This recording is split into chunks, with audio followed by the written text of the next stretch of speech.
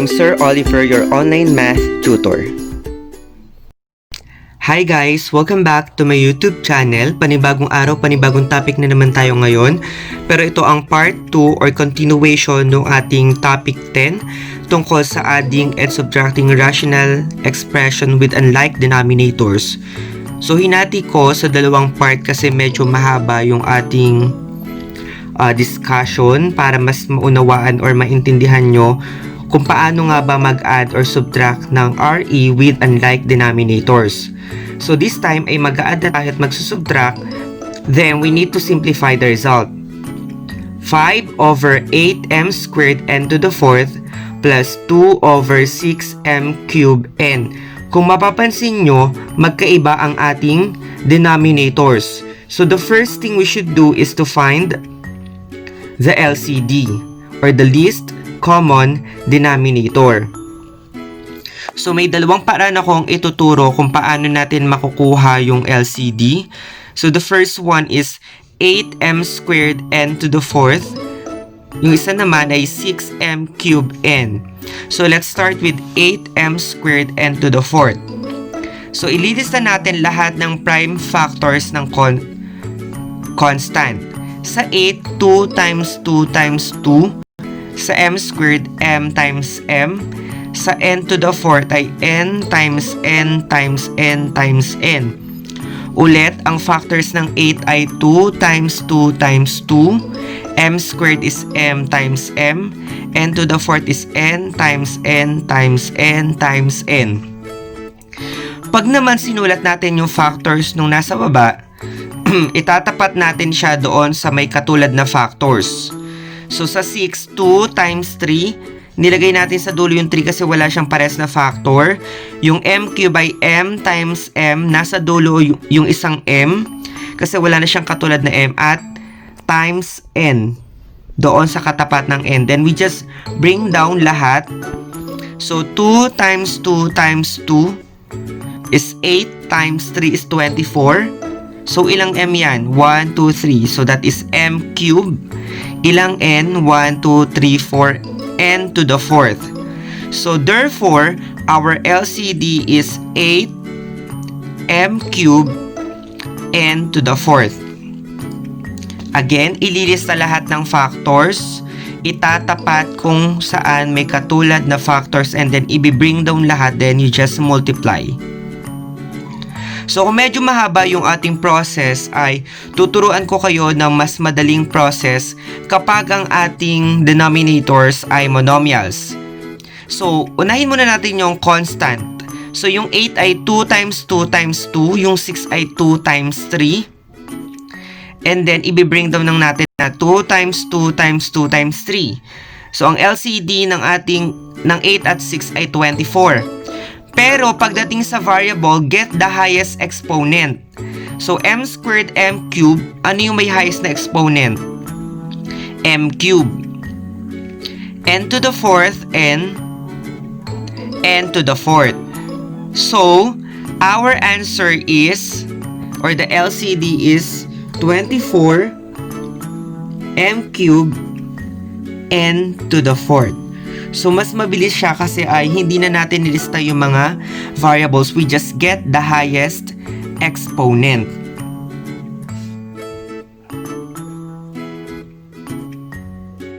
Okay.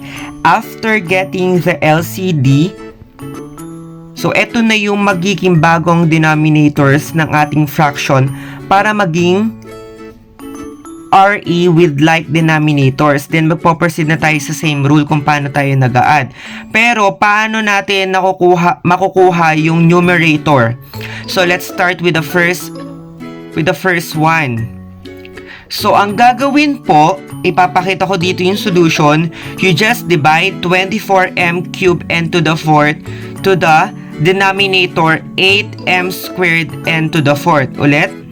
24m cubed n to the 4th divided by 8m squared n to the 4th. We can cancel n to the 4th and n to the 4th. And then you just divide.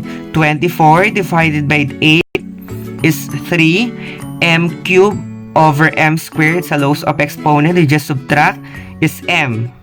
So, therefore, that is 3m. Then, yung makukuhang quotient ay ita-times doon sa numerator which is 5. Ulit, imo-multiply siya doon sa 5. That is 3m times 5 equals 15m. So, eto na ngayon yung magiging numerator. So, same process doon sa pangalawang fraction. We just divide 24m cubed n to the 4th divided by 6m cubed n. We can cancel m cubed. And then we just divide. 24 divided by 6 is 4. N to the 4th over n, we just subtract. That is n cubed. We just subtract the exponent. Again, 24 divided by 6 is 4. And then n to the 4th over n is n cubed. Times the numerator 2. Therefore, 8n cubed. So, isusulat natin sa taas, 8n cubed. And then, we just combine the numerator and copy the denominator. Since the numerator is prime, therefore, that will be our final answer. So, wala na pong common factor yung ating numerator. We just combine it. So, 15m plus 8n cubed over 24m cubed n to the 4th. Okay, let's proceed to subtraction. 4x over x squared minus 25 minus 5 over x minus 5. So, we need to find the LCD of the denominators. So, x squared minus 25 is factorable by the difference of two squares. Therefore, our factors are x plus 5 and x minus 5. While x minus 5 is prime, we just write it, x minus 5 doon sa katapat na x minus 5. And then bring down, therefore, the LCD is x plus 5 and x minus 5. So, ito yung gagamitin nating denominators para maging like fraction ang ating rational expressions na isusubtract. We just write it over x plus 5, x minus 5 minus over x plus 5, x minus 5. So, we need to find the numerator. Okay, same process. You just divide and multiply. So, x plus 5 times x minus 5 divided by x squared minus 25. So, cancel na po siya because the same lang. That is equal to 1 times the numerator 4x. So, therefore, that is 4x. Again, divide and multiply. Since the result is 1 times 4x, that is 4x. Minus x plus 5, x minus 5 divided by the denominator x minus 5. We just cancel x minus 5. And then, 5 times x plus 5, we need to distribute. 5 times x is 5x. 5 times 5 is 25. Therefore, the answer is 5x plus 25. So, that will be our numerator of the second rational expression. So, I put parentheses because later we will be using the distributive property. If it is subtraction, we need to distribute the sign. Okay? Since it is binomial, we need to distribute the sign. So, take note of the multiplication. Okay? So, 4x, so negative 5x. So, it will become negative 5x. And then, negative times 25 is negative 25 over x plus 5, x minus 5. Again, we apply distributive property. That's why it become negative 5x minus 25. Then after that, we need to combine like terms, which is 4x minus 5x. So, 4x babawasan ng 5x. So, you have negative x minus 25 over x plus 5 times x minus 5. So, that will be our final answer. Since prime na yung ating numerator. So, I hope na natutunan nyo yung pag-add at pagsusubtract ng rational expression with unlike denominators. I think, ang susi dito ay practice lang kayo ng practice sa pagsosolve. Okay? So, for your activity, I want you to add or subtract, then simplify the result.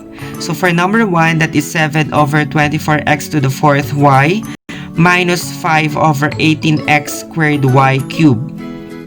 And then, second one, 3x over x squared minus 2x plus 1 plus 4 over 2x minus 2.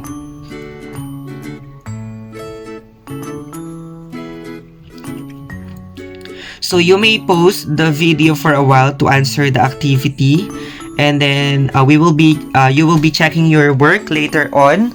So I provided the answers dito sa ating video. Again, kung hindi agad nakuha sa unang panonood ng video ay pwede nyong ulitin para mas maunawaan nyo. Pwede nyong i-post at isulat, i-absorb kung ano yung mga dapat isulat or mga dapat tandaan.